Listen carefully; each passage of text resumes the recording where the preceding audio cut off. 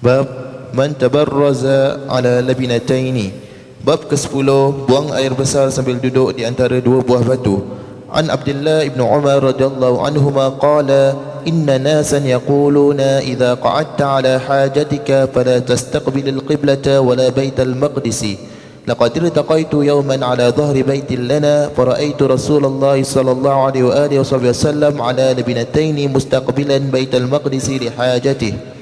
Diriwayatkan dari Abdullah bin Umar radhiyallahu anhuma, orang-orang berkata, bila pun engkau duduk untuk buang air besar, kau tidak boleh menghadapkan wajahmu ke arah kiblat atau Baitul Maqdis. Aku berkata kepada mereka, pada suatu hari aku naik ke atas atap rumahku dan melihat Rasulullah sallallahu alaihi wasallam sedang buang air besar sambil duduk di antara dua buah batu dan wajahnya menghadap ke arah Baitul Maqdis. Ini pembahasan tentang menghadap ke Baitul Maqdis. Tadi ya afwan, tadi saya perlu perjelas pada hadis yang sebelumnya itu dilarang untuk menghadap atau membelakangi kiblat, tapi menghadaplah ke timur atau ke barat. Kita kalau menghadap ke barat menghadap ke mana? Menghadap kiblat. Lah ini Nabi suruh kita menghadap ke timur. Kalau kita menghadap timur, kita membelakangi kiblat. Kalau menghadap ke barat, kita menghadap kepada al-qiblah. Maksud syariku al-gharibu, ke timurlah dan ke baratlah di kawasan Madinah sana. Sebab Madinah kalau menghadap ke barat atau ke timur tidak membelakangi kiblat timur dan barat. Ini kan bergantung kepada di mana kita punya letak dengan dengan Ka'bah. Kita menghadap ke barat, yang sebelah sananya Ka'bah itu menghadap ke timur. Kalau nak salat karena kiblat berada di sebelah timur maghrib Maroko sana, dan dalam hal ini Nabi mengatakan hadaplah ke timur atau ke barat di tempat Madinah dan yang sehala dengan kota Madinah. Intinya tidak menghadap kepada al-qiblah. Kalaupun menghadap ke selatan ataupun ke utara, selagi tidak menghadap al-qiblah, itu adalah yang diperintahkan. Kemudian di dalam hadis ini dinyatakan baginda Rasulullah menghadap ke Baitul Maqdis. Menghadap Baitul Maqdis, jadi posisinya kalau ini Makkah, ini Madinah, kemudian Baitul Maqdis di sini. Kalau menghadap ke Baitul Maqdis maknanya membelakangi kepada al-qiblah, yakni membelakangi kepada al-Ka'bah. Sementara tadi dalam hadis larangan daripada Nabi untuk menghadap atau membelakangi. Hadis ini difahami oleh dari 4 pandangan yang saya sebutkan tadi. Ya, itu yang boleh membelakangi tapi bukan menghadap, kata satu pemahaman. Satu pemahaman lagi mengatakan tidak, tetap tak boleh menghadap atau membelakangi, tapi karena kondisi Nabi tidak mengizinkan untuk membelakangi, untuk menghadap ke arah yang tidak menghadap atau membelakangi, maka itu dilakukan oleh Nabi dalam keadaan darurat. Satu pula mengatakan tak, itu perbuatan Nabi khusus untuk Nabi. Sudah berapa penafsiran?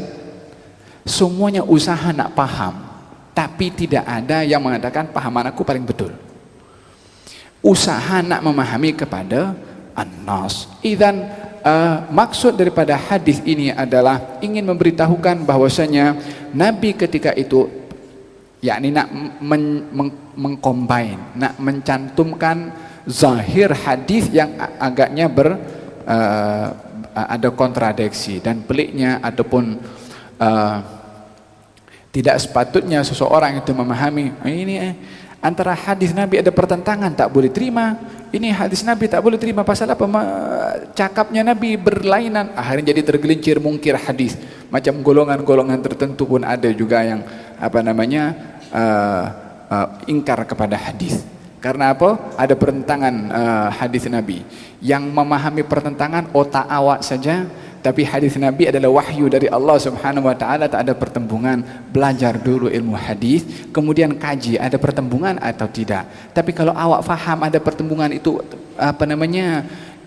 yang difahami secara langsung tanpa merujuk kepada semua, macam tadi itulah man qalla ilmuhu kathura i'tiraduhu. Orang yang sempit ilmunya mesti banyak komplain. Tapi orang yang dia luas ilmunya kurang dia komplain, salahkan orang lain, apatah lagi nak menyalahkan hadis Nabi Muhammad sallallahu alaihi wa ala alihi wasallam. Jadi difahami bahwasanya perbuatan Nabi menghadap kepada Baitul Maqdis dan itu adalah membelakangi kepada al-qiblah adalah perbuatan itu dilakukan adanya penghadang antara Nabi sallallahu alaihi wasallam ke arah di mana Nabi menghadap tersebut. Jadi tidak dikategorikan sebagai membelakangi kepada al-qiblah karena adanya penghadang yang menghadang baginda Rasulullah sallallahu alaihi wasallam. Artinya di tempat yang khusus tertutup, ya. Katanya di sini, inna nasan yaqulun, orang berkata, kalau kamu duduk, yakni ketika buang air kecil, maka jangan kamu menghadap kepada al-qiblah ataupun Baitul Maqdis. Jangan kamu menghadap kepada al-qiblah ataupun Bait al-Maqdis. Maka saya, yakni Abdullah bin Umar, satu hari naik di rumah kami. Kemudian saya ternampak Rasulullah buang air kecil menghadap ke Baitul Maqdis. Tadi dikatakan orang berkata larangan buang air kecil menghadap ke Bait al-Maqdis. Sementara Abdullah bin Umar ketika naik ke bumbung, nampak Nabi buang air kecil menghadap ke Bait al-Maqdis. Perlu difahami bahwasanya Abdullah bin Umar ketika naik bumbung itu dikatakan di rumah kami. Rumah kami dimaksudkan adalah rumah baginda Rasulullah bersama dengan Siti Hafsah. Siti Hafsah adalah adik-beradik dengan Abdullah bin Umar. Waktu itu Abdullah bin Umar berada di rumah saudaranya, saudara perempuannya, yaitu Siti Hafsah. Makanya dikatakan rumah kami. Rumah kami dimaksudkan di sini adalah rumah saudara perempuan Sayyidina Abdullah ibnu Umar ibn Khattab. Yang kedua, naiknya Abdullah bin Umar ke bumbung bukan untuk melihat Nabi, tapi ada perkara yang mustahak untuk dia naik ke bumbung. Karena naik bumbung, tak mungkin Abdullah bin Umar naik bumbung rumah orang, tapi karena itu rumah saudara sendiri, maka nak perbetulkan nak ada something yang perlu untuk dia naik ke bumbung, maka dia naik ke bumbung tersebut. Perlu untuk diketahui, naiknya Abdullah bin Umar bukan nak tengok Nabi dan tengok apa yang berlaku dalam keadaan yang tidak disengajakan oleh Abdullah bin Umar. Apa yang terjadi? Hukum kita dapat daripada perbuatan Abdullah bin Umar yang tak sengaja. Kita dapat hukum, dapat ilmu. Apa ilmunya? Abdullah bin Umar ternampak Nabi menghadap ke Baitul Maqdis membelakangi kepada al-qiblah. Perbuatan Nabi itu kan sumber hukum. Makanya yang melarang atau yang mengatakan bahwasanya menghadap kepada membelakangi kepada al-Ka'bah itu adalah hukumnya haram, maka dikatakan ini Nabi membelakangi kepada al-Ka'bah. Berarti tak mungkin membelakangi kepada al-Ka'bah hukumnya haram karena Nabi melakukan perkara yang sedemikian yang dinampak oleh Abdullah ibnu Umar. Sumber hukum didapat melalui perbuatan yang tidak disengajakan oleh Sayyidina Abdullah ibnu Umar. Fahim tum? Jangan punya sifat buruk sangka. Fahim tum? Jangan difahami Abdullah bin Umar naik atas nak buat apa itu. Nah, kalau orang tak punya husnudzan, maka dia buruk sangkanya akan tinggi. Kalau orang tak ada sifat baik sangka, kata mereka al-arifin, orang-orang yang punya sifat baik sangka, kalau saya nampak cawannya itu biasanya digunakan untuk maaf cakap arak, dan nampak ada di situ cecair yang warnanya adalah warna arak. Selagi saya tidak nampak itu botol arak diambil dituangkan, saya tak berani untuk berburuk sangka orang itu minum arak. Untuk apa? Nak mengelak daripada buruk sangka kepada orang. Fahim tuh? Baginda Rasulullah sallallahu alaihi wasallam berjalan dengan Siti Sofiyah di waktu malam. Berjalan dengan Siti Sofiyah di waktu malam. Nabi i'tikaf di masjid seorang. Maka Siti Sofiyah istri Nabi satu malam itu dihampiri Nabi, ditemankan oleh Siti Sofiyah i'tikaf di masjid. Ini memberitahukan bahwasanya perempuan pun dibenarkan juga beriktikaf. Maka pada waktu malam itu Siti Sofiyah nak balik, Nabi nak sambung i'tikafnya. Tak dibiarkan Siti Sofiyah pulang seorang-seorang. Karena hak daripada perempuan itu keselamatannya ditanggung oleh suami. Tak disuruh pulang sendiri kamu, tak cakap macam tu. Rumahnya pun tak jauh daripada masjid, jalan kaki boleh sampai. Dihantar oleh Nabi SAW.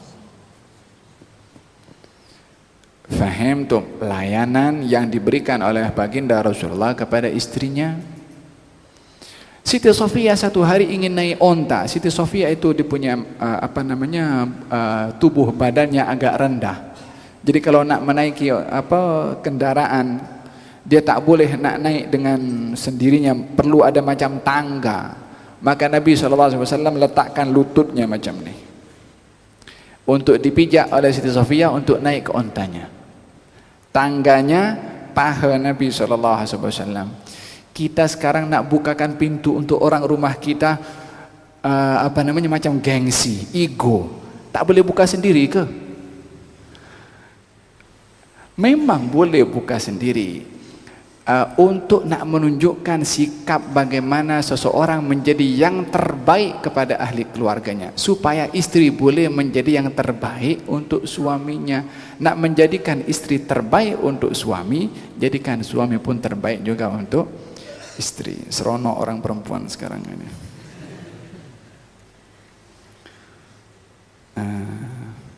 Apa saya cakap tadi? Siti Sofia, Siti Sofia dihantarkan oleh Nabi SAW balik ke rumah. Dalam perjalanannya malam berselisih dengan dua orang sahabat Nabi. Nampak Nabi berjalan dengan seorang perempuan, maka dua orang itu pun memperlaju langkah kakinya, mengelak daripada untuk menegur Nabi yang sedang berjalan dengan seorang perempuan. Yakni dua sahabat itu tak mau tegur Nabi dalam keadaan private, dalam keadaan Nabi bersama dengan orang rumahnya. Maknanya menjauhkan diri. Dan ini memang sepatutnya. Kalau nampak orang yang sedang berjalan dengan istrinya, atau mungkin makan bersama dengan istrinya, kalau dia pun ustadz ke, atau dia orang yang famous ke, kalau dengan orang rumahnya itu janganlah dikacau. Biar dia dengan orang rumahnya privacy sikit.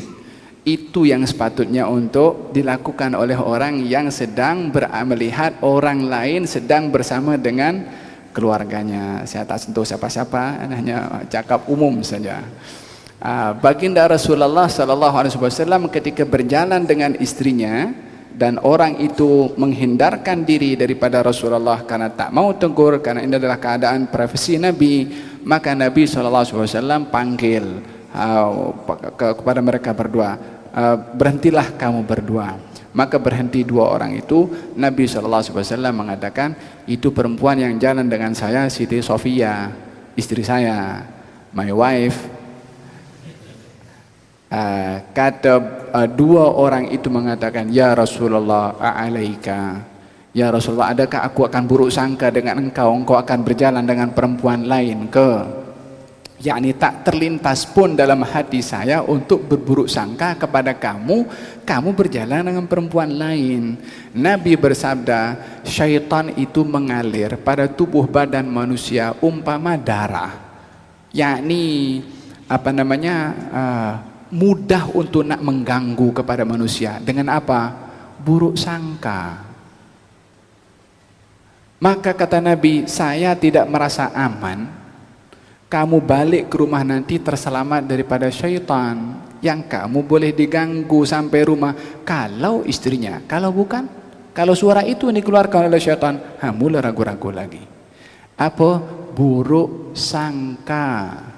Walihada jangan mudah menghukum orang daripada segi zahirnya yang dinampak.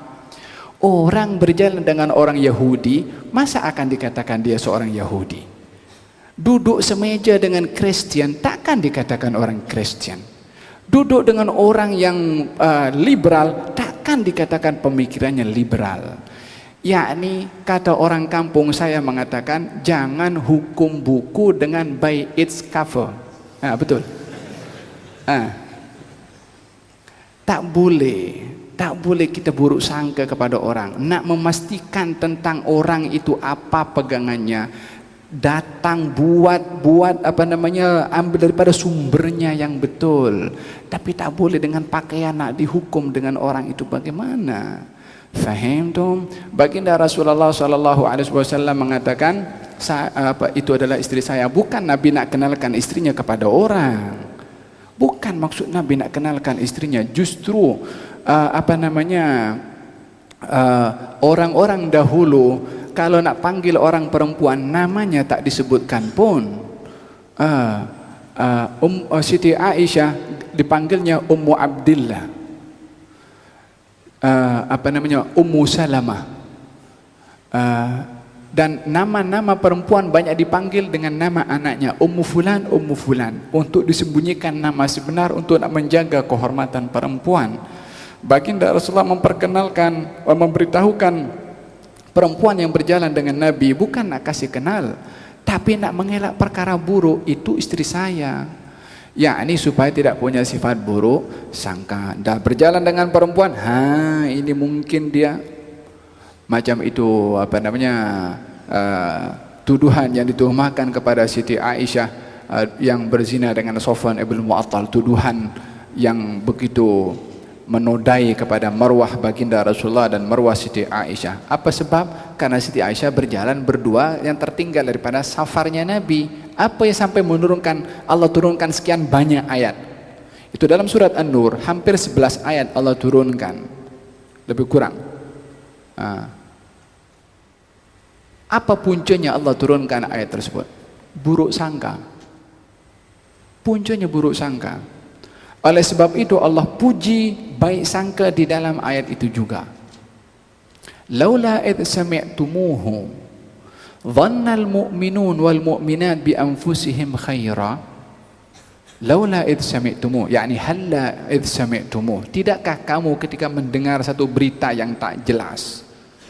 Dhannal mu'minun, sepatutnya orang beriman, digelari oleh Allah sebutkan, orang yang beriman, laki-laki dan perempuan, mesti mempunyai sifat buruk sangka kepada berita yang tak jelas kebenarannya. Tidak disikapi dengan terus buruk sangka, mengambil bulat-bulat berita tersebut tanpa dipastikan.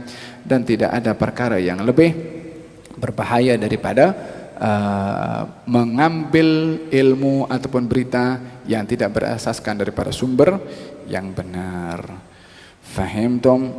Walhada Abdullah bin Umar ketika naik di atas itu adalah disebabkan oleh kerana ada hal-hal tertentu, dan itu pun di rumah saudara perempuannya sendiri. Maka ternampak Nabi menghadap ke Baitul Maqdis dengan membelakangi kepada Al-Qiblah. Dalam hal ini adalah bagaimana dikatakan Nabi membelakangi kiblat, sementara dalam hadis Nabi melarang menghadap atau membelakangi. Maksudnya adalah adanya penghalang antara baginda Rasulullah dengan Al-Qiblah, baik menghadap ataupun membelakangi. Adapun hukum menghadap kepada Baitul Maqdis tidak sama dengan hukum menghadap atau membelakangi Al-Qiblah. Secara ijma' ulama mengatakan bahwasanya menghadap ke Baitul Maqdis adalah tidak sama dengan menghadap kepada Al-Ka'bah ataupun membelakangi. Kalau Ka'bah menghadap dan membelakangi memang dilarang, adapun ke Baitul Maqdis adalah tidak.